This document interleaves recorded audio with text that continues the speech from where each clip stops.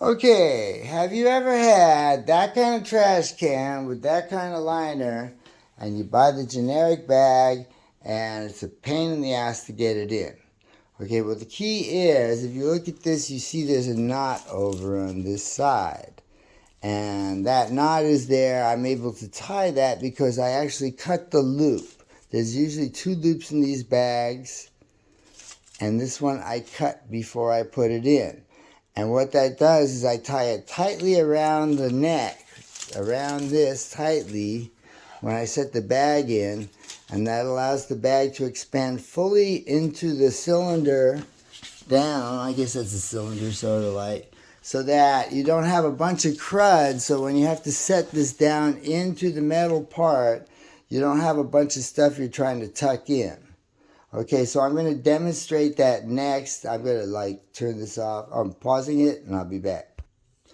Now the reason I'm doing this is because I bought this trash can here 5 years ago, and it took me that long to figure this trick out. I figured it out about 2 months ago. So I'm a little slow, but I figure if there's people slower than me or the same as me and you just got the trash can 2 years ago, you have 3 more years of hell to go unless you watch this video. So what I'm going to do here is I'm going to pull these loops out just a little bit, and then I'm going to cut one and leave the 2 tabs loose. So loosened up, this is what we have. Next, I'm going to cut one of the loops, so I have 2 pieces on that side. Be careful not to let the bag to retract in, or your tabs will retract into the foldy part here, and then you got to try to fish them out again. So you have to be a little bit careful. Now that I cut the tabs, I'm going to hold these 2 together. They're more important. You don't have to worry about that side because that won't retract. Now I'm going to take this over to the barrel here. Notice I emptied it out. Notice I have a nice full-ass bag of trash too, because all of the bag sits down into the cylinder and it's not all bunched up at the top of the pail, as you will see in just a moment. Oops. Oh, I'm recording, sorry. Sorry. Anyway, I'll try to take that out with the editor. So all I did was slide the bag down into the cylinder until just the ruffled part is sitting along the top edge of the column. Because what you're going to do is you want to pull this tight. The trick to pulling it tight is you want to pull these 2 in the opposite directions of each other, and then you're going to tie it just like you're tying a shoe knot.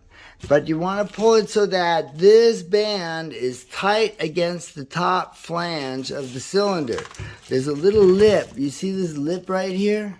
You want to have that red part under this lip, so when you tie it, it ties shut.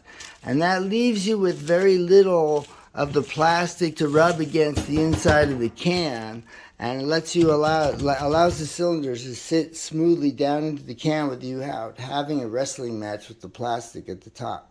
So when you are done, I'm going to come down here and show you. The red band fits tight along the flange here, and so you're not going to have a lot of this crap.